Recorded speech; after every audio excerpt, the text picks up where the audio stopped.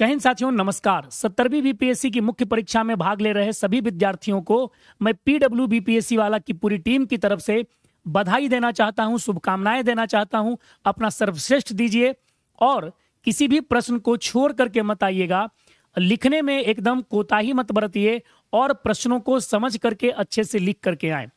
लेकिन सबसे पहले किसी भी परीक्षा को देने के लिए जरूरी होता है कि कुछ इंस्ट्रक्शन को फॉलो करना, जो कि एग्जामिनेशन कंडक्ट कराने वाली बॉडी जो है वो इंस्ट्रक्शन जो पब्लिश करती है, इसी के आधार पर यह तय होता है कि आप आगे क्या एग्जाम दे पाएंगे कि नहीं दे पाएंगे। तो बीपीएससी के द्वारा कुछ नोटिस इशू किए गए हैं 70वीं बीपीएससी मुख्य परीक्षा को लेकर के। अगर किसी बच्चों की तरफ से ये नोटिस छूट गया होगा तो आप इस वीडियो को जरूर देख लें और उस पूरे के पूरे नोटिस के हर एक बिंदु पर डिस्कस करने के बाद में, उसको समझने के बाद में और उसके अकॉर्डिंग जो भी आपकी सामग्री हो सकती है उन सारी सामग्रियों को आप कलेक्ट कर लें और कौन सी सामग्री नहीं ले जानी है उसको हटा दें और उसके बाद आप एग्जामिनेशन हॉल में जाएं। तो पहले तो आप सभी बच्चों को ऑल द बेस्ट। आपका दिन शुभ रहे और आप अच्छा लिख करके आए, इसी उम्मीद के साथ मैं ये वीडियो बना रहा हूं ताकि जो आप कोताही बरतते हैं, जो गलतियां छोटी छोटी मिस्टेक्स होती हैं, वो एटलीस्ट ना हो, खासतौर पर आयोग के नोटिस के संदर्भ में। तो चलिए मैं बात करता हूं। सबसे पहले आयोग के नोटिस में आपको क्या क्या ध्यान में रखना है। देखिए भाई, ये आपका एग्जाम का शेड्यूल है। ये तो पहले तो आपको ध्यान में रखना होगा। यही आपके एग्जाम का मोर एंड लेस शेड्यूल है। अब आप जरा इसमें देखो, सबसे पहले कहा गया है कि जो एग्जाम का रिपोर्टिंग टाइम है वो 2 घंटा एग्जाम शुरू होने से पहले रिपोर्टिंग टाइम है और एंट्री गेट क्लोज कर दिया जाएगा 1 घंटा पहले एग्जामिनेशन शुरू होने के। यानी अगर आपकी एग्जाम 9:30 बजे शुरू हो रही है तो रिपोर्टिंग आपकी 7:30 बजे सुबह से शुरू हो जाएगी। और एंट्री बंद कब कर दिया जाएगा, ध्यान रखिएगा, आयोग इसमें कोई कोताही नहीं बरतेगा और आयोग जो है इसमें हार्ड एंड फास्ट जो है रूल लेकर के चलेगा। तो आयोग के द्वारा गेट कब बंद कर दिया जाएगा, तो अगर आपकी परीक्षा 9:30 से है, एंट्री स्टार्ट हो जाएगा 7:30 बजे से। रिपोर्टिंग टाइम आपका है 1 घंटा एंट्री का रहेगा, 7:30 से 8:30 आप एंट्री करेंगे। 8:30 के बाद में आपको एंट्री नहीं दी जाएगी। तो पहली बात, पटना में क्योंकि मुख्य परीक्षा जनरली पटना में ही हो रहा है, अब पटना में हो रहा है तो पटना में ट्रैफिक की समस्या अमूमन देखने को मिलती है। सुबह सुबह में तो ट्रैफिक आपको कम देखने को मिलेगा, लेकिन हो सकता है क्योंकि मेट्रो का काम वगैरह भी चल रहा है, इसलिए इसमें कोताही नहीं बरते मुख्य परीक्षा में देने वाले सभी सीरियस बच्चों के लिए। और जितने भी बच्चे दे रहे हैं सबको मेरा यह संदेश है कि आप अपने घर से तय समय के अनुसार से निकल जाएं और एग्जामिनेशन सेंटर पर कोशिश करिए कि सुबह 7 बजे आप पहुंच जाइए, क्योंकि 8:30 बजे के बाद में एंट्री नहीं दी जाएगी। क्योंकि आप ध्यान में रखिए, 25 अप्रैल में जो परीक्षा शुरू हो रही है, 25 अप्रैल की परीक्षा 2 सीटिंग में है। पहली परीक्षा आपकी 9:30 से 12:30 तक है, तो इसकी जो आपके पास समझिए रिपोर्टिंग स्टार्ट हो जाएगी। इसकी जो रिपोर्टिंग स्टार्ट होगी भाई, वह आपको 7:30 AM से इसकी रिपोर्टिंग शुरू कर दी जाएगी। तो आप 7 बजे तक पहुंच जाएंगे या 7:30 में भी पहुंचे तो 1 घंटा सफिशियंट है आपकी रिपोर्टिंग के लिए। ठीक है, ये बात ध्यान में रखिएगा। तो 12:30 बजे आपका पेपर खत्म होगा और ये पेपर आपका क्या है भाई, जनरल हिंदी का पेपर है। 25 तारीख को 2 पेपर होने हैं। 25 तारीख को जो दूसरा पेपर होना है वह 2 बजे से 5 बजे के बीच होगा और ये ऐसे का पेपर होगा, ध्यान रखिएगा। इसके ब्रैकेट में आपका सब्जेक्ट का कोड दिया हुआ है, जैसे हिंदी सब्जेक्ट का कोड है 1, ऐसे का 38 है, जनरल स्टडीज का 2 है, जनरल स्टडीज का 3 है, हिस्ट्री जिनका ऑप्शनल है उनका 15 है। तो ये आपको ध्यान में रखना है कि 25 अप्रैल को पहली परीक्षा 9:30 से 12:30 में होनी है। रिपोर्टिंग 7:30 से शुरू होगी। 8:30 बजे सुबह के बाद आपको रिपोर्टिंग नहीं दी जाएगी, ये बात ध्यान में रखिएगा। ठीक है, 2 से 5 आपकी दूसरी सीटिंग की परीक्षा है जिसमें ऐसे की परीक्षा होगी। तो कोशिश करिएगा कि एग्जाम से दूर ना जाए। जैसे मान लिया जाए एग्जामिनेशन सेंटर के आसपास कोई खाने के लिए कहीं चले जाते हैं, या मान लिया जाए आसपास कोई मंदिर देख करके या कहीं कोई स्पेस जगह देख करके वहां पर थोड़ा सा नींद ले लेते हैं, तो ये कोशिश मत करिएगा। आपको कोशिश ये करना है कि एग्जामिनेशन कैंपस में ही रहे। कुछ अगर आप खाने का आइटम अगर वहां मिलता हो तो वो रख लें। पानी की व्यवस्था अंदर निश्चित तौर पर रहेगी। तो इन सारी चीजों पर ध्यान में रखिएगा। तारीख की जो परीक्षा है दूसरी सिटिंग की वो 5 बजे खत्म हो जाएगी। और ध्यान रखेंगे 2 बजे से परीक्षा आपकी चालू हो जाएगी, यानी इससे पहले से ही एंट्री फिर से ले लिया जाएगा। इसके बाद अगली जो परीक्षा है जीएस पेपर 1 की, वह आपको 26 तारीख को है। जीएस पेपर 1 की परीक्षा कब है भाई? 26 अप्रैल को परीक्षा है। और इसकी जो आपके पास एग्जाम की टाइम है वो 10 बजे सुबह से 1 बजे सुबह तक है, यानी सुबह 10 बजे से परीक्षा स्टार्ट होगी और 1 बजे तक चलेगी। 3 घंटे की परीक्षा है। ये जनरल स्टडीज 1 की परीक्षा है। अब इसकी रिपोर्टिंग टाइम आपसे पूछे तो इसकी रिपोर्टिंग टाइम जो रहेगा वह आपका 8 AM रहेगा और 9 बजे के बाद इसका रिपोर्टिंग आपका बंद कर दिया जाएगा। तीसरा जो आपका एग्जाम 28 अप्रैल को होना है, तीसरे दिन में अगर हम लोग बात करते हैं, इसकी रिपोर्ट मतलब एग्जाम जो शुरू होगी वह भी 10 बजे शुरू होगी और 1 बजे तक चलेगी। और इसकी रिपोर्टिंग भी है आपकी 8 बजे रिपोर्टिंग है और 9 बजे के बाद आपकी रिपोर्टिंग बंद कर दी जाएगी। 29 अप्रैल को जिनका ऑप्शनल है उनका परीक्षा है 10 बजे से 12 बजे तक, चूंकि ऑब्जेक्टिव है तो 2 घंटे की परीक्षा होगी और इसकी भी रिपोर्टिंग सेम रहेगी आपको 8 बजे। तो ये ध्यान में रखेंगे कि रिपोर्टिंग टाइम से पहले पहुंच जाएं और एग्जाम शुरू होने के 1 घंटा पहले आपको एंट्री नहीं दी जाएगी, तो इसके लिहाज से आप एग्जामिनेशन सेंटर पे जाएंगे। तो ये बात अपने दिमाग में गांठ बांध करके रख लीजिए, खासतौर पर पटना की ट्रैफिक व्यवस्था को ध्यान में रखते हुए। दूसरा देखो भाई, सुबह वाले में तो कोई दिक्कत नहीं है, लेकिन 10 बजे वाले में अगर थोड़ा सा आप शिथिलता बरतिएगा तो शायद आप सेंटर तक हो सकता है पहुंच भी ना पाए। इसलिए घर से पहले निकलिए, एग्जामिनेशन हॉल पर जाकर के थोड़ा बहुत रेस्ट कर लीजिए तो ज्यादा बेटर है। अब देखो भाई, अत्यंत महत्वपूर्ण में क्या दिया हुआ है, इसमें कहा गया है कि परीक्षा के लिए अभ्यर्थी जो है एक एडमिट कार्ड तो लेकर के आएंगे ही, लेकिन एक एडमिट कार्ड के साथ में एक एक्स्ट्रा एडमिट कार्ड लाने को कहा गया है। ध्यान रखोगे, यानी आप अपने एग्जामिनेशन हॉल में जो है 2 एडमिट कार्ड लेकर के जाओगे। कितने एडमिट कार्ड लेकर के जाओगे भैया? 2 एडमिट कार्ड लेकर के जाना है और परीक्षा कक्ष में एक एडमिट कार्ड में सभी डिटेल्स अंकित करते हुए अपना हस्ताक्षर वहां करेंगे और जो इन्विजिलेटर रहेंगे उनको सौंप देंगे।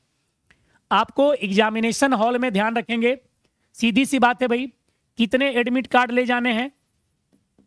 तो जैसे ही एडमिट कार्ड की बात की जाएगी तो एडमिट कार्ड आपको 2 ले जाने हैं। एक एडमिट कार्ड को पूरा तरह से साइन करने के बाद में उसे इन्विजिलेटर को आपको सौंप देना है। साइन कहां करना है? जैसे देखो, ये सेंटर कोड किन्हीं का था, इसलिए मैंने इसे भाई ब्लैक से रंग दिया है ताकि आपको सेंटर कोड नॉर्मली नहीं दिखे। कैंडिडेट का सिग्नेचर में आपको यहां पर साइन करना है। बात समझ रहे हो? साइन करने के बाद में आप जो इन्विजिलेटर रहेगा उस इन्विजिलेटर को आप सौंप देंगे। साइन इन्विजिलेटर के सामने करिएगा तो ज्यादा बेटर रहेगा। ई एडमिट कार्ड में अंकित पहचान पत्र के साथ परीक्षा केंद्र में उपस्थित होना अनिवार्य है, अन्यथा प्रवेश पत्र वर्जित रहेगा। सीधी सी बात है, जो आपको एडमिट कार्ड मिला है उस एडमिट कार्ड के भीतर जो आपने अपना पहचान पत्र अंकित किया है उसी पहचान पत्र को आप ओरिजिनल फॉर्मेट में, ध्यान रखिएगा, ऐसा नहीं कि उसकी आप डुप्लीकेट कॉपी बना करके ले जाइए, नहीं, ओरिजिनल कॉपी को आपके अपने एग्जामिनेशन सेंटर में ले जाना है, नहीं तो प्रवेश नहीं दिया जाएगा। ई प्रवेश पत्र को सुरक्षित रखिए डाउनलोड करके और ई प्रवेश पत्र के साथ संलग्न आवश्यक निर्देश को भी डाउनलोड करके प्रिंट कर लीजिए और उसमें अंकित निर्देशों का पालन करिए। उपर्युक्त विवरणी भरे गए ऑनलाइन आवेदन से भिन्न होने पर, अगर मान लिया जाए आपका कोई विवरणी ऑनलाइन आवेदन से भिन्न है तो सीधे आप आयोग कार्यालय से क्या करें, संपर्क करें। तो ये तो पहले बिंदु आपको ध्यान रखना है। 2 एडमिट कार्ड ले जाना है। रिपोर्टिंग टाइम क्या है भाई? तो एक बात जरूर ध्यान में रखना है, रिपोर्टिंग टाइम जो है 2 घंटा पहले है, परीक्षा शुरू होने के 2 घंटा पहले है। अब दूसरी बात अगर हम लोग बात करेंगे भाई, एंट्री गेट क्लोज कब हो जाएगा? तो एंट्री गेट जो क्लोज हो जाएगा वो 1 घंटा पहले एंट्री नहीं मिलेगी। तो इन सारे पहलुओं पर आपको थोड़ा सा फोकस करना है, थोड़ा सा ध्यान देना है, क्योंकि बच्चे यहीं पर थोड़ा सा मिस कर जाते हैं। और ध्यान रखेंगे, फोटो स्टेट अगर शाम में आप करा लीजिए तो ज्यादा बेटर है, क्योंकि उतनी सुबह आपकी फोटो स्टेट की दुकान ना के बराबर खुली रहेगी पटना के भीतर। अब देखिए, मुख्य परीक्षा के लिए जो यहां पर दिशा निर्देश दिए गए हैं उन दिशा निर्देशों में क्या क्या बताया गया है। अपने साथ ई प्रवेश पत्र हमेशा रखना है और सुरक्षित रखें तथा दिए गए निम्नलिखित आवश्यक निर्देशों का पालन करें। पहला यही कहा है। दूसरा में कहा गया है निर्धारित परीक्षा केंद्र पर परीक्षा प्रारंभ होने के 2 घंटा पूर्व पहुंच जाए। परीक्षा प्रारंभ होने के 1 घंटा पहले तक परीक्षा केंद्र में प्रवेश की अनुमति दी जाएगी और परीक्षा अवधि की समाप्ति के पूर्व किसी परीक्षार्थी को परीक्षा कक्ष छोड़ने की अनुमति नहीं दी जाएगी, चाहे उसने अपना उत्तर पुस्तिका शिक्षक के पास जमा ही क्यों ना कर दिया गया हो। मान लिया जाए 3 घंटे की परीक्षा है, आपने 2.5 घंटे में लिख दी और आपने अपना उत्तर पुस्तिका जो है इन्विजिलेटर को सौंप दिया, तो क्या आप एग्जामिनेशन सेंटर से बाहर जा सकते हैं? नहीं, आपको एग्जामिनेशन हॉल में ही रहना पड़ेगा। परीक्षा प्रारंभ होने के 1 घंटा पहले परीक्षा केंद्र में प्रवेश बंद कर दी जाएगी। परीक्षा केंद्र में अपने निर्धारित स्थान पर बैठें। पहले मिलान कर लीजिए आपका रोल नंबर का सीटिंग कहां पर है और जहां सीटिंग रहेगा वहीं पर बैठिएगा। प्रश्न सह उत्तर पुस्तिका पर अंकित निर्देश को ध्यानपूर्वक पढ़िए और उनका अक्षरशः पालन करिए। जो प्रश्न और आंसर जो आपके पास बुकलेट दिया जाएगा उस पर जो दिशा निर्देश रहेंगे उसका पालन करिए, उसका पढ़िए और जैसे कहेगा उस फॉर्मेट में आगे बढ़िए। लिखित परीक्षा हेतु कंबाइंड कॉम्पिटिटिव एग्जाम के ऐच्छिक विषय को छोड़कर सभी विषय की परीक्षा विषयनिष्ठ होगी, क्योंकि ऑप्शनल का पेपर क्या है भाई, ऑब्जेक्टिव कर दिया गया है। बाकी सारा क्या रहेगा, विषयनिष्ठ रहेगा, सब्जेक्टिव रहेगा। सभी विषयनिष्ठ विषयों के लिए प्रश्न सह उत्तर पुस्तिका उपलब्ध कराई जाएगी, यानी क्वेश्चन और आंसर बुकलेट दिया जाएगा। इसमें अभ्यर्थी को निर्दिष्ट प्रश्न के नीचे दिए गए स्थान में उत्तर लिखना है। जहां पर आपको प्रश्न दिया रहेगा उसके नीचे आपको उत्तर लिखना है। अतिरिक्त ध्यान रखेंगे, अतिरिक्त उत्तर पुस्तिका उपलब्ध नहीं कराई जाएगी। बात समझ रहे हैं ना? एक्स्ट्रा अगर आप सोचिएगा कि क्या हमको कॉपी मिलेगा, तो एक्स्ट्रा कॉपी लिखने के लिए नहीं मिलेगा। दूसरा, सीडीपीओ और एफएओ के ऐच्छिक विषय की परीक्षा विषयनिष्ठ होगी। सीडीपीओ जो है और एफएओ जो हमारा है, जो फाइनेंशियल सर्विसेज है, इसकी जो ऑप्शनल पेपर होगी यह सब्जेक्टिव ही होगी। प्रश्न सह उत्तर पुस्तिका में निर्दिष्ट स्थान पर अभ्यर्थी अपने प्रवेश पत्र में अंकित 6 अंक वाला और रोल नंबर को लिखेंगे। किसी भी स्थिति में अपना रजिस्ट्रेशन नंबर नहीं लिखेंगे। नियत स्थान पर अपना नाम, अनुक्रमांक, विषय, भाषा अंकित करेंगे। ऐच्छिक विषय के लिए ओएमआर सीट में उक्त प्रविष्टि निर्धारित स्थान पर दर्ज करेंगे। देखो भाई, सीधा सा बात है, जो सब्जेक्टिव पेपर है उसमें आपको कॉपी मिलेगा लिखने के लिए, ब्लैंक कॉपी, और जो ऑब्जेक्टिव पेपर है ऑप्शनल का उसमें ओएमआर सीट दिया जाएगा आपको भरने के लिए। तो जो आपको जहां जहां, जैसे मान लिया जाए जो आपको कॉपी मिलेगा उस कॉपी में एक जगह रहता है, खाली स्थान रहता है, जहां पर आपको अपने रोल नंबर भरने हैं, तो वहां पर आप रोल नंबर भरो भाई, जहां पर निर्दिष्ट स्थान दिया रहेगा। रजिस्ट्रेशन नंबर नहीं भर सकते आप, रोल नंबर भरेंगे, ठीक है। नियत स्थान जहां पर नाम दिया रहेगा वहां पर नाम, जहां पर रोल नंबर है रोल नंबर, जहां पर विषय बोला है वहां पर विषय, जो आपकी भाषा है, हिंदी तो हिंदी, अंग्रेजी तो अंग्रेजी, ठीक है, उसको अंकित करिए। और जो ऑप्शनल पेपर है उसमें ओएमआर सीट में जैसे जैसे कहा जाएगा वैसे वैसे भरिएगा। उपर्युक्त अंकित निर्देश का अनुपालन नहीं किए जाने की स्थिति में आपकी उत्तर पुस्तिका को रद्द कर दी जा सकती है। यह साफ तौर पर कहा गया है कि अगर ऊपर के दिशा निर्देश का पालन आपने नहीं किया तो आपका उत्तर पुस्तिका को रद्द कर दिया जाएगा। परीक्षा भवन में अपने साथ कलम, blue, black, ball point pen के अतिरिक्त तो कोई अन्य सामग्री ना लाएं। ध्यान रखिएगा, आपको एग्जामिनेशन हॉल में अपने साथ कलम ले जाना है। कलम क्या होगा भैया? ब्लू या ब्लैक बॉल पॉइंट पेन होना चाहिए। पेन क्या होना चाहिए? तो पेन आपका जो होगा वह बॉल पेन होना चाहिए। ध्यान रखेंगे, पेन क्या रहेगा? बॉल पेन रहेगा। पेन का कलर क्या हो सकता है भाई? तो यहां देख लो आप, भूलना आप मत। पेन जो आपका होगा, पेन आप ब्लू भी यूज कर सकते हो, पेन जो है आप ब्लू भी यूज कर सकते हो, और पेन जो है आप ब्लैक भी यूज कर सकते हो। थोड़ा अगर पेन अच्छा आज ले आइए और एक आध पन्ना लिख लीजिए, 2 पन्ना लिख लीजिए, तो पेन जो आपका रहेगा थोड़ा फ्री चलेगा। देखो, नए पेन को अगर एग्जामिनेशन हॉल में आप लेकर के जाते हो तो आपको स्पीड लिख पाने में थोड़ी दिक्कत होगी, इसलिए आज रात में थोड़ा बहुत आधा पन्ना, 1 पन्ना, 1.5 पन्ना लिखने का प्रैक्टिस कर लेना आप, ठीक है। तो पेन ले जाना, कम से कम पेन 3-4 पेन आप रख लेना जरूर, 3-4 पेन जरूर रखना, इस बात को ध्यान में रखो, ठीक है। तो ये कहा गया है, इसके अलावा कुछ नहीं लाना है। उम्मीदवार यदि चाहे तो मुख्य परीक्षा में ऐच्छिक विषय, ध्यान रखेंगे, ऐच्छिक विषय में साधारण कैलकुलेटर का प्रयोग कर सकते हैं। परीक्षा भवन या अवधि में किसी से कैलकुलेटर मांगने या आपस में बदलने की अनुमति नहीं दी जाएगी। एक बात और समझिएगा, जीएस पेपर 1 में जिसमें स्टैट है, जीएस पेपर 1 में जिसमें स्टैट है उसमें आप कैलकुलेटर यूज कर सकते हैं। बाद में आयोग ने इसको लेकर के स्पष्टीकरण दे दिया था कि आप क्या कर सकते हो भाई, कैलकुलेटर यूज कर सकते हो जीएस पेपर 1 में, ठीक है।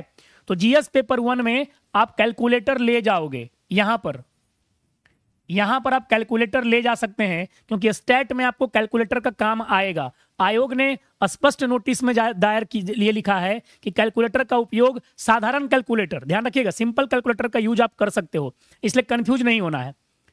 8वां नंबर देख लो, mobile, Bluetooth, WiFi, gadget, electronic pen, pager आदि जैसी इलेक्ट्रॉनिक सामग्री अगर आपके पास पाई जाती है तो आपकी उम्मीदवारी रद्द कर दी जाएगी। एक और बात जो बच्चे बराबर भूल जाते हैं, परीक्षा केंद्र पर मोबाइल एवं रिस्ट वॉच, चाहे वो सामान्य हो स्मार्ट हो, एंट्री नहीं दी जाएगी। मतलब जो आपके पास रिस्ट वॉच भी है, चाहे वो नॉर्मल वॉच ही क्यों ना हो, लेकिन आपको पहन करके एंट्री नहीं दिया जाएगा। एग्जामिनेशन हॉल में घड़ी आपका लगा हुआ रहेगा, इसलिए घड़ी पहन के आपको जाना ही नहीं है, ठीक है। एग्जामिनेशन हॉल में आपके पास एक समझिए दीवार वाली घड़ी टंगी हुई रहेगी। यह प्रवेश पत्र 70 संयुक्त मुख्य प्रतियोगिता परीक्षा के अधीन ऑनलाइन उम्मीदवार में, मतलब ऑनलाइन आवेदन में आपके द्वारा दी गई प्रविष्टि को मानकर जारी किया गया है। यह पूरी तरह से क्या बताया गया है कि प्रोविजनल है। पात्रता के संबंध में अंतिम निर्णय साक्षात्कार के समय, इंटरव्यू के समय में जो आपके कागजात होंगे उसकी जांच होगी, तब होगी, और नहीं अगर दोनों का मैच होगा तो भाई आपकी उम्मीदवारी रद्द कर दी जाएगी। कदाचार में अगर लिप्त पाए गए तो बिहार परीक्षा संचालन अधिनियम 1981 के अंतर्गत कार्रवाई करने के अतिरिक्त परीक्षार्थी को बिहार लोक सेवा आयोग की परीक्षा से वंचित किया जा सकता है, यह भी ध्यान रखिएगा। तो कोशिश मत करिएगा कदाचार वगैरह में करने का, लिप्त होने का। उक्त परीक्षा में सभी अभ्यर्थियों का बायोमेट्रिक और फेशियल रिकॉग्निशन किया जाना है, यानी आपकी बायोमेट्रिक पहचान भी होगी, फेशियल रिकॉग्निशन भी होगा।